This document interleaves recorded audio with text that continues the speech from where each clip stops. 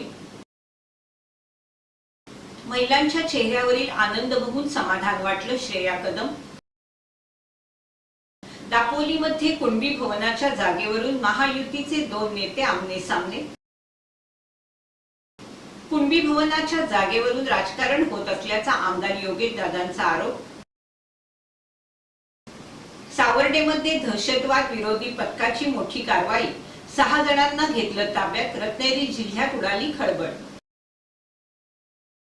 दाभोळमध्ये मुलीची छेड काढणाऱ्या एसटी बसच्या कंडक्टरवर पोक्सो अंतर्गत गुन्हा दाखल।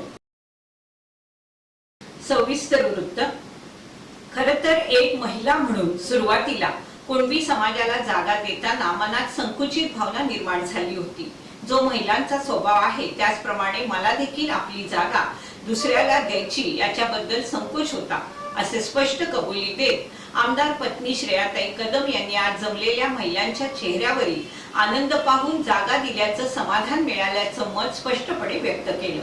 ह्यावेळी जनतेला विकास काय असतो आणि विकासाचा पॅटर्न कसा असतो ते योगेश दादांच्या माध्यमातून बघायला मिळतं।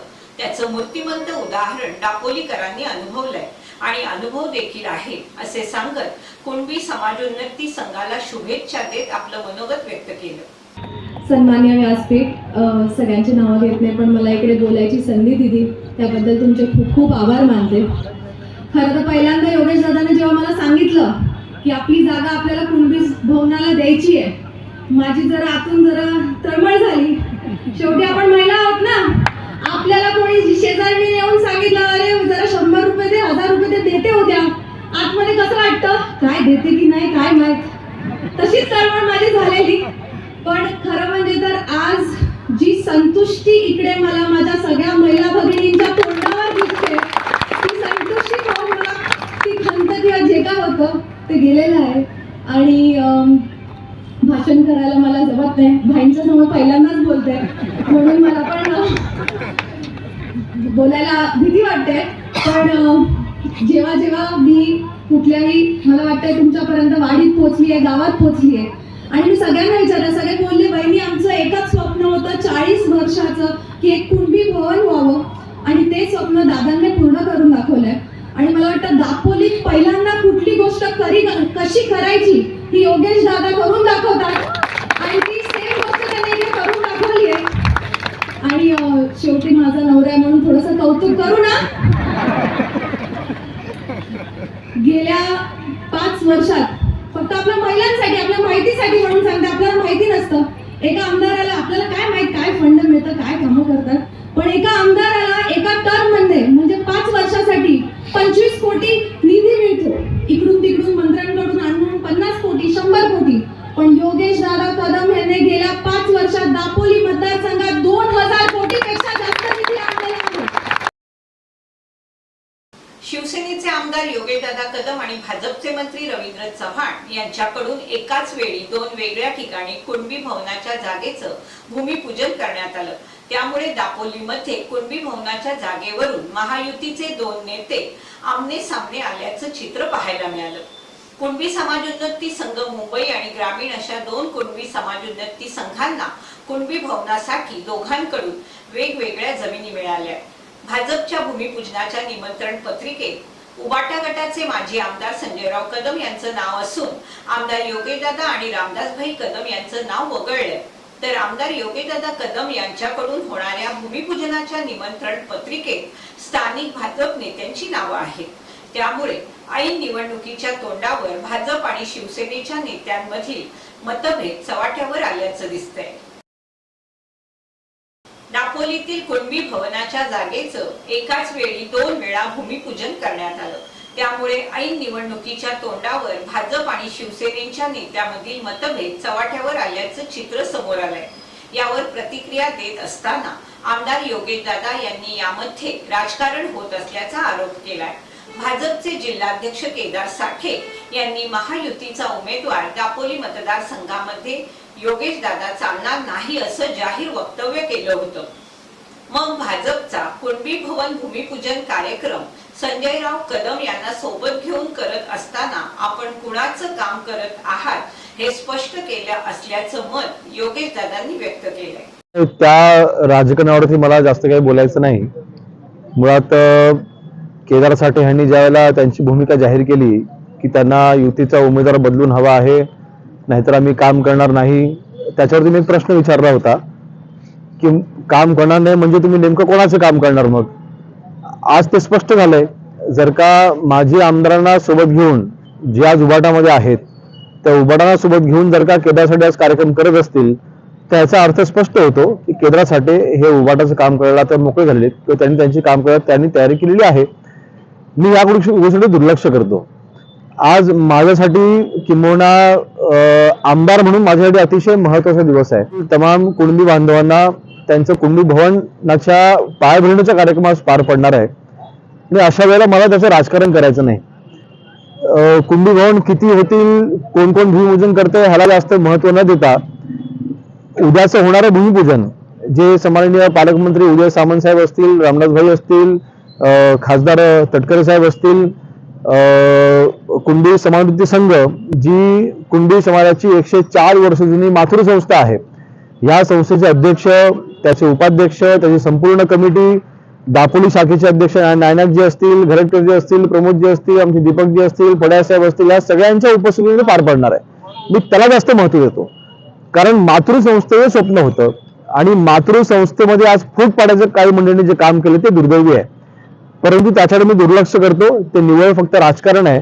योगेश कदमकडे एकतर्फी समाज जाऊ नये, कुणबी समाज हा एकतर्फी योगेश कदमकडे झुकू नये ह्यासाठीचा तो केलेला केविलवाणा प्रयत्न आहे. परंतु त्याला मी जास्त महत्व देत नाही. आज माझ्यासाठी 104 वर्ष जुन्या मातृसंस्थेला आज कुणबी भवन मिळतंय आणि जरी मी निमित्त असलो तरी सुद्धा स्वप्न हे कुणबी बांधवांनी बाळगलं होतं आणि ते स्वप्न आज पूर्ण होतं ह्याचं मला समाधान आहे. त्यामुळे ते त्याच्यामध्ये काय राजकारण करतायत त्याकडे मी जास्त लक्ष देत नाही. रत्नागिरी जिल्ह्यातील चिपळूण तालुक्यातील सावर्डे येथे दहशतवाद विरोधी पथकानं धाड टाकून 6 जणांना ताब्यात घेतलंय. यामध्ये कर्नाटक येथील 5 जणांचा समावेश आहे. अतिरेकी संघटनांना पैसे पुरवल्याचा आरोप यातील एका संशयितावर आहे. काल बुधवारी सायंकाळच्या सुमारास ही कारवाई करण्यात आल्याचं सांगण्यात येत आहे. या कारवाईने रत्नागिरी जिल्ह्यात खळबळ उडाली. कर्नाटक राज्यातून चोरट्या मार्गाने आणि चोरट्या पद्धतीनं 10 लाख रुपयांचं खैराचं लाकूड आणून ते सावर्डे येथील एका ठिकाणी बेकायदेशीररित्या साठवून ठेवल्या प्रकरणी सावर्डे येथील एका स्थानिकासह इतर 5 जणांविरुद्ध गुन्हा दाखल करण्यात आला.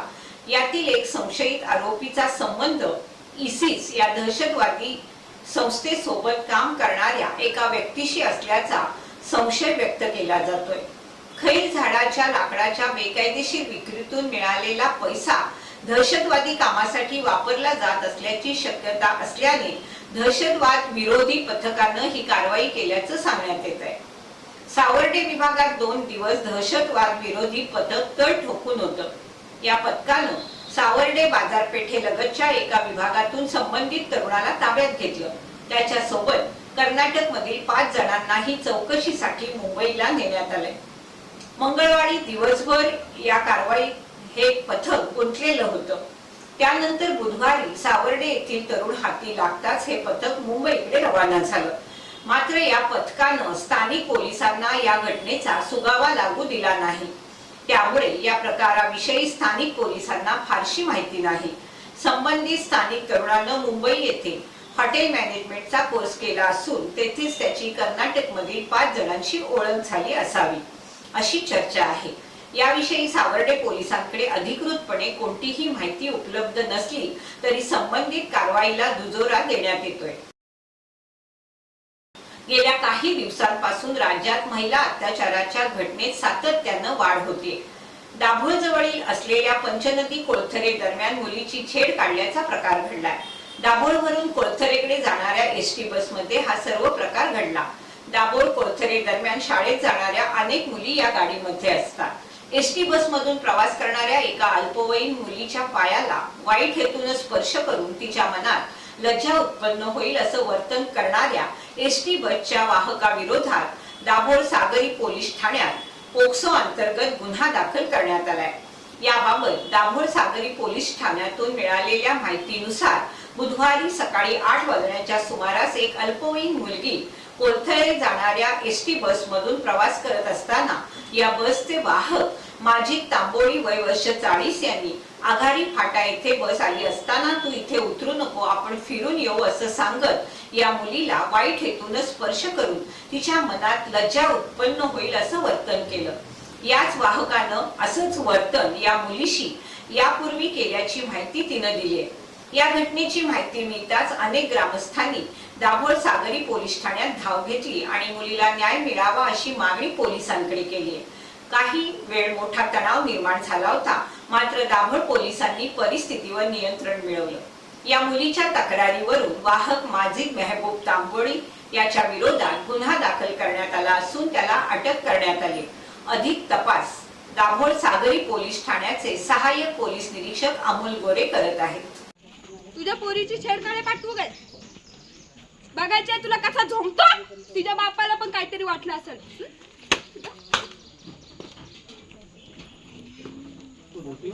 तुझं भर रस्त्यात दिसलं ना तरी कान पडवीन तुला धरून। बाईले सला बांगड्या भराने टुट्या कर।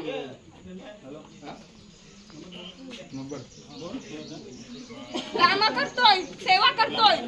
ही सेवा आहे? बोलवलं कुणाला बोलवायची आहे त्याला जा।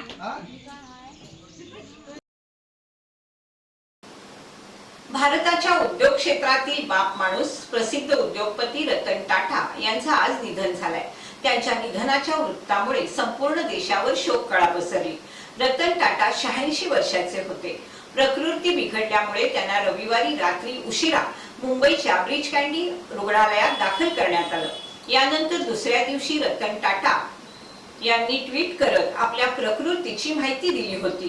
रतन टाटा यांना रुग्णालयात दाखल करण्यात आल्यानंतर सोमवारी दुपारी ट्विट करत आपल्या प्रकृतीची त्यांनी माहिती दिली। काळजी करण्यासारखं कोणतंही कारण नाही असं रतन टाटा म्हणाले होते। टाटा यांना दाखल केल्याची बातमी समोर आल्यानंतर तिसऱ्या दिवशी संध्याकाळी त्यांची प्रकृती जास्त खालावल्याची माहिती समोर आली। प्रकृती खालावल्यामुळे रतन टाटा यांना ब्रीच कँडी रुग्णालयात ICU मध्ये दाखल करण्यात आल्याची माहिती मिळाली आणि अखेर त्यांची मृत्यूशी झुंज अपयशी ठरली। नैतिकता आणि उद्यमशीलता यांचा अपूर्व आणि आदर्श संगम रतनजी टाटा यांच्या ठायी होता। सुमारे 150 वर्षाचे श्रेष्ठत्व आणि सचोटीची परंपरा असलेल्या टाटा ग्रुपची जबाबदारी यशस्वीरित्या पेलणारे रतनजी टाटा हे एक जिवंत आख्यायिका होते।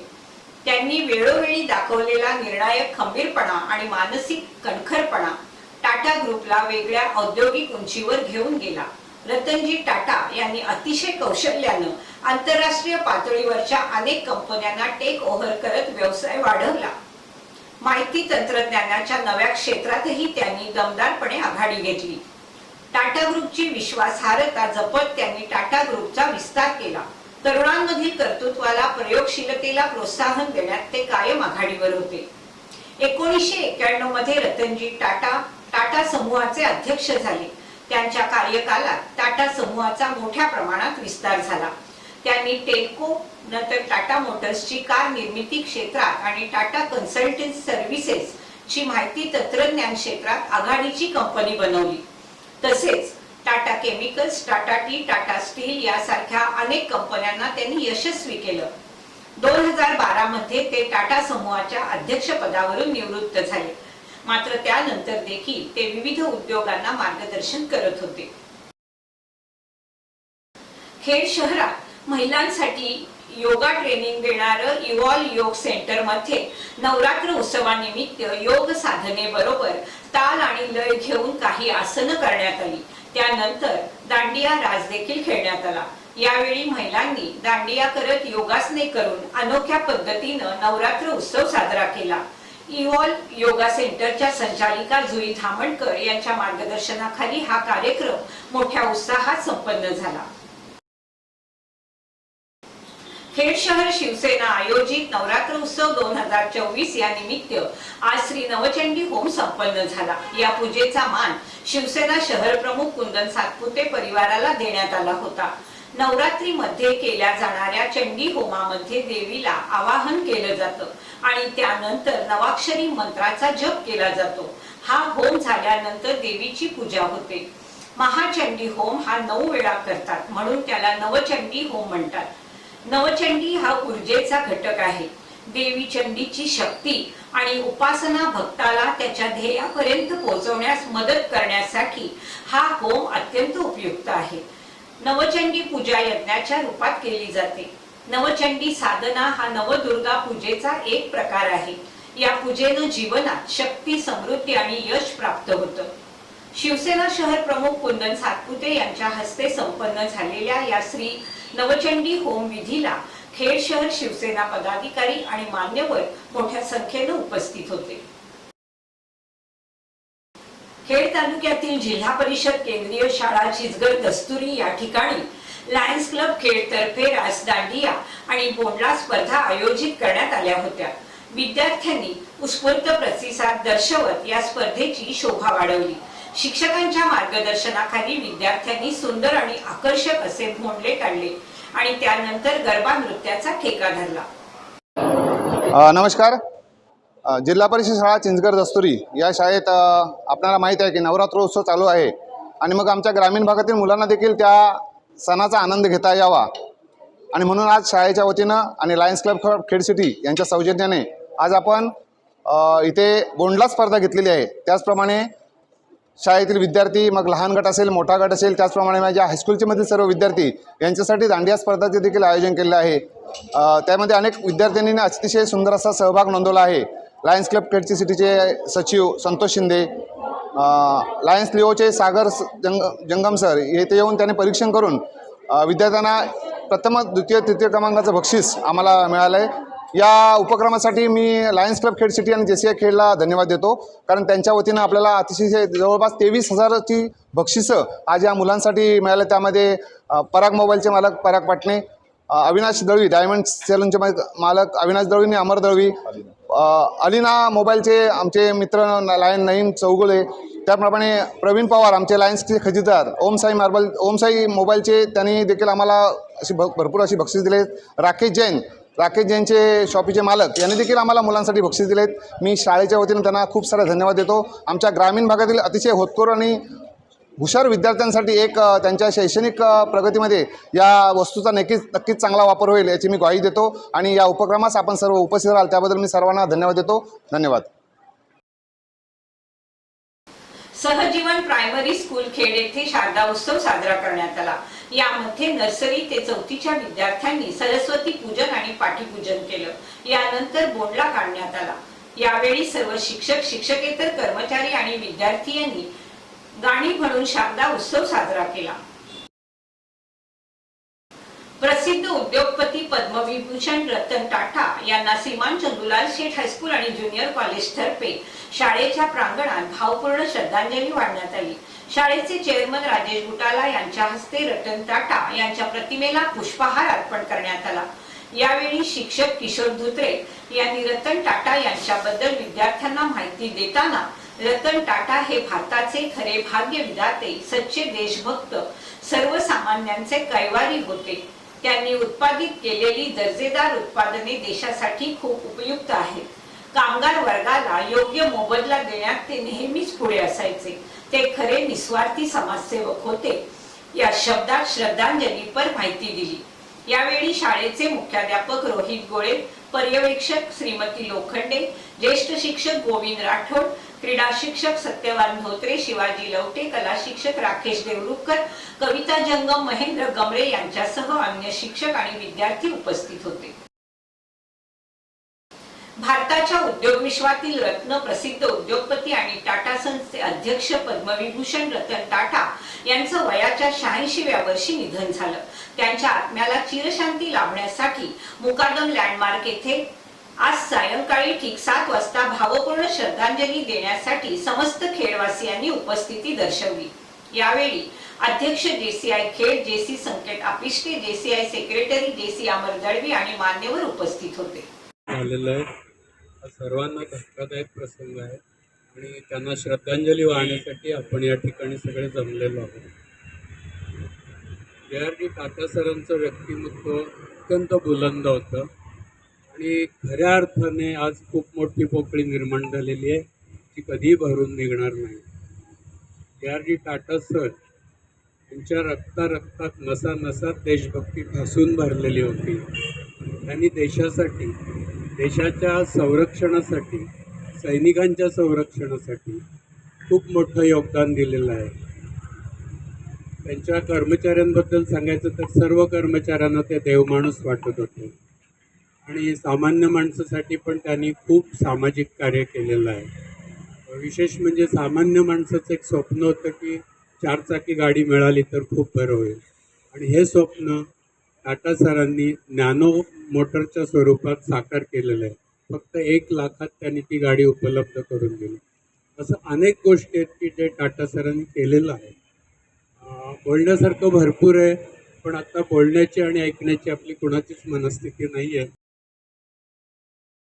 दिनांक 2 ते 5 ऑक्टोबर 2024 दरम्यान LP सवानी अकॅडमी वेसू सुरत येथे CBSE नॅशनल योगासन गेम्स स्पर्धा संपन्न झाली.